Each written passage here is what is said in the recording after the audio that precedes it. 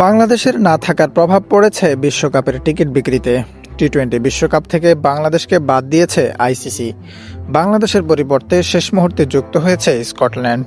তবে টাইগারদের না থাকার প্রভাব পড়তে শুরু করেছে বিশ্বকাপে। ভারতীয় সংবাদ মাধ্যম আনন্দবাজার এক প্রতিবেদনে জানিয়েছে, বিশ্বকাপের ম্যাচগুলোর টিকিট বিক্রি চলছে অত্যন্ত ধীর গতিতে। মোহামেডান স্পোর্টিং ক্লাবের সামনে বসানো অফলাইন টিকিট কাউন্টারগুলোতে ভিড় তো দূরের কথা, একসঙ্গে ৫-৬ জন মানুষও চোখে পড়ছে না।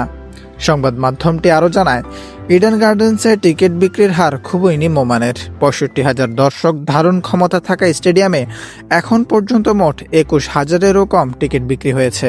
ওয়েস্ট ইন্ডিজ বনাম স্কটল্যান্ড ম্যাচের মাত্র ২,৯১৭টি, স্কটল্যান্ড ইতালি ম্যাচের ৩৪৮টি, ইংল্যান্ড স্কটল্যান্ড ম্যাচের ২,০৭৫টি এবং ইংল্যান্ড ইতালি ম্যাচের ৪,৯৭০টি টিকিট বিক্রি হয়েছে।